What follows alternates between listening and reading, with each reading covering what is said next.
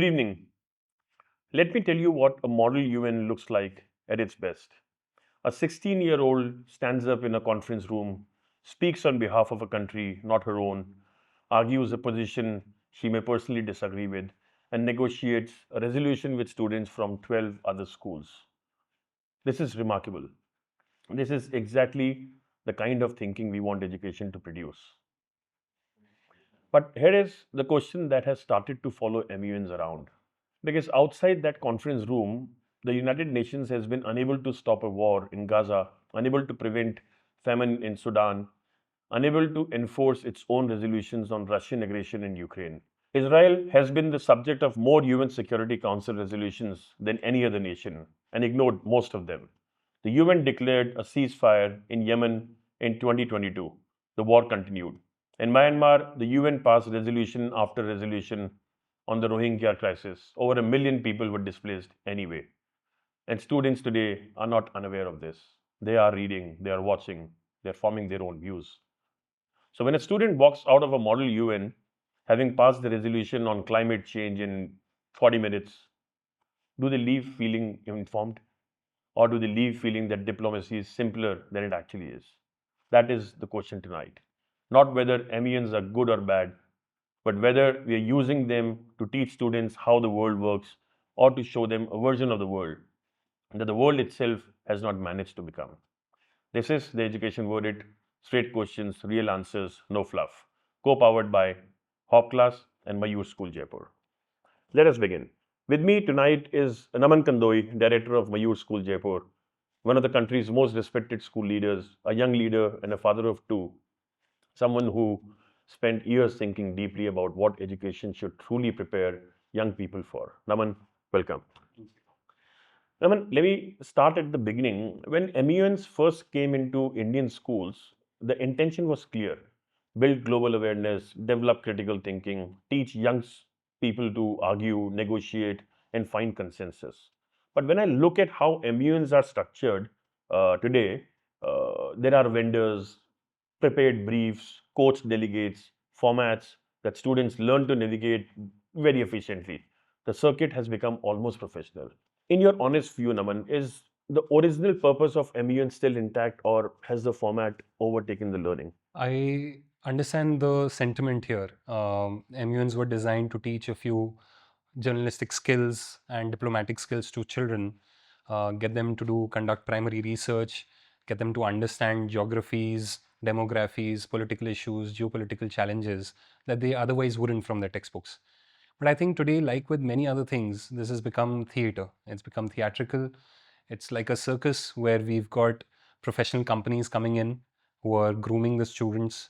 The scripts are prepared by teachers or those professionals, again, even better than what the teachers could have done in the school itself.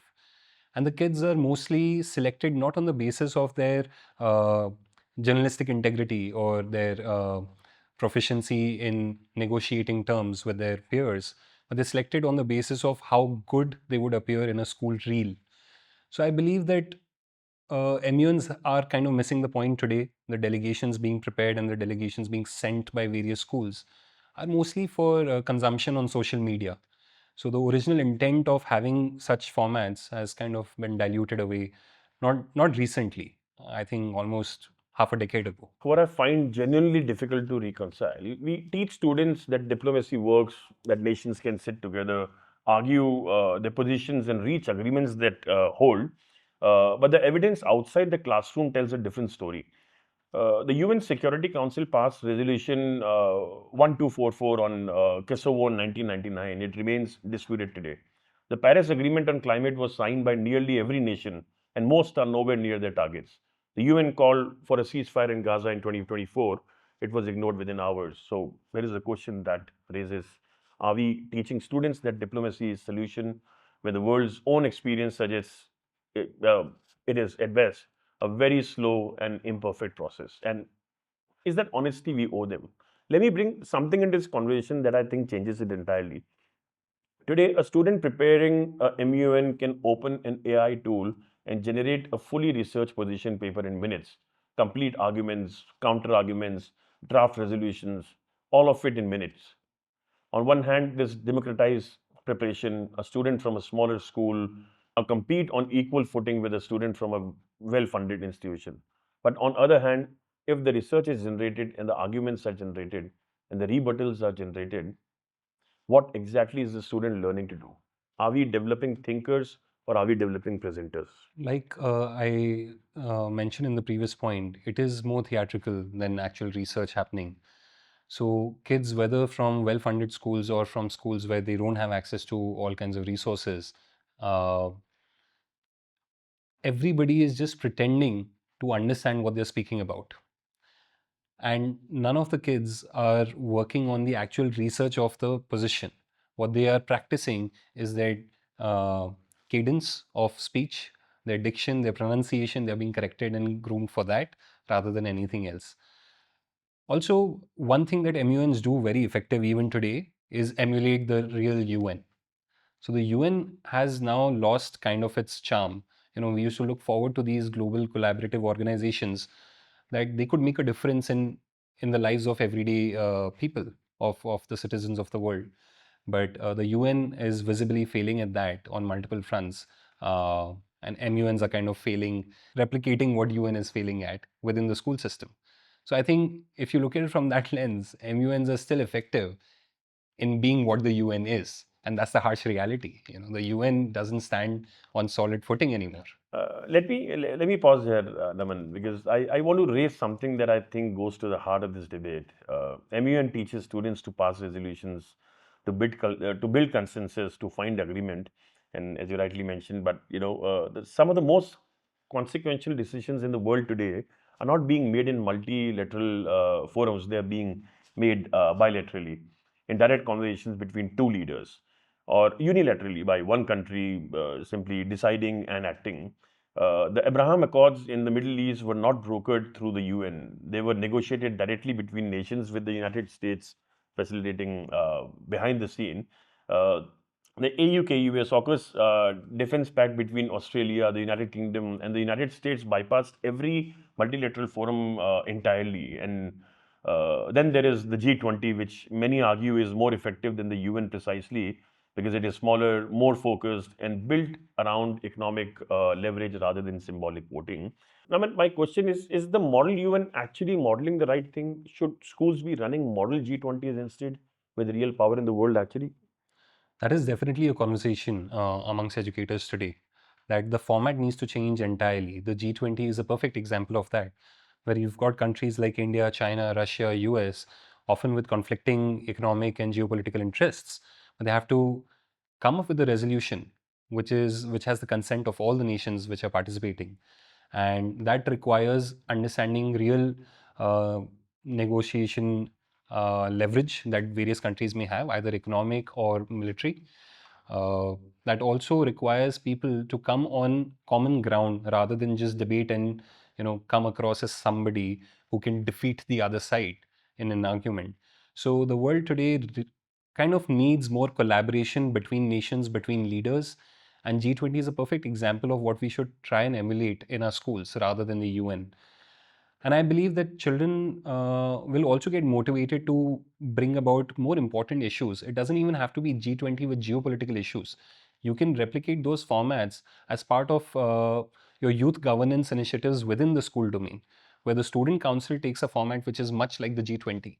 And children are taking positions and making decisions which impact their everyday life from the minute after that meeting concludes, rather than being in a fictitious scenario which is kind of impersonal to all the students involved. So I definitely think it's not just changing the format from MUN to G20, but also bringing it closer to home, where the decisions arrived at are more meaningful to the students who participated. Thank you, Naman. So let us end on this. If MUNs are to remain genuinely valuable in 2026, something has to evolve. The world has changed. The nature of diplomacy has changed. The tools students are using have changed. Uh, what is that one thing you would change about how schools approach MUN today to make it genuinely educational rather than just impressively organized? And also, if you could just shine a spotlight on what Mayoor School Jaipur is doing and how you're taking it. And what's your approach on that? So before we come to what Mayoor is doing, definitely an approach which is similar to G20 rather than MUN is what most schools should be looking at and exploring. at least for now. What uniquely Mayoor School Jaipur is trying to do is trying to bring these formats and frameworks into our school governance, into the school council itself, which is a representation of the student interests as well as other stakeholders from the teaching fraternity and parents. So I don't think it works well to be inauthentic in front of this generation anymore. They can see through it. They know it's meaningless, and then their participation is low key at best. They would put in the minimal effort, get through a chat GPT or something, present a statement. It works for school marketing, it doesn't work for the students. So I think we as a school would like to do away with representing nations and states, and we would start representing students in their real world, students in their classroom, students at home, students in the community of the city that they are residing in, and try to reach consensus on how to solve challenges and problems which stare them in the eye every morning they wake up, every time they commute back home, the problems they face, the issues that they can recognize in and around from the school bus window. Those are the issues we'd like to bring Yeah. in. So rather than a one-off event once a year, I mean, you want to bring it in their daily life. Absolutely, at least once a quarter. Schools be measuring what students actually take out of MUN, not whether they won an award, but whether their thinking changed. Is anyone doing that? And if not, why not? I'm sure there is some positive takeaway for children who participate, even if it's getting a prepared statement from ChatGPT.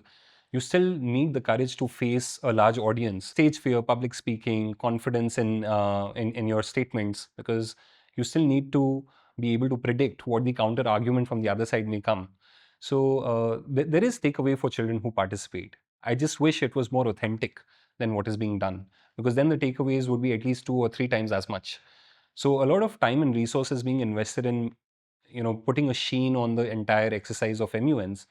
And if those resources were used to have it more frequently and to include more students from the community in the format, I think it would give the same results, if not more, to a larger audience of students. Let me end with this. Model UN was never meant to replicate the world perfectly. It was meant to help young people understand it, to sit with complexity, to argue a position they don't personally hold, to find common ground with people who disagree with them. Those are not small things. In a world that is becoming faster, louder, and more certain of itself, those might be the most important things education can still offer. But here is what I keep coming back to: the format is not the point, the thinking is. And if the UN itself, with all its resources, all its history, all its moral authority, cannot enforce its own resolutions, then perhaps the most honest thing we can teach a student inside a model UN is not that diplomacy works, but that diplomacy is worth attempting, even when the world makes it very difficult, because the alternative is a generation that stops trying. Before we sign off, we are not chasing views, we are chasing conversations. If this made you think, agree, disagree, or even uncomfortable, we want to hear from you. Drop your views in the comments, because the real conversation starts after this debate ends. This is the Education Verdict: straight questions, real answers, no fluff. Co powered by Hop Class and Mayoor School Jaipur. Good night.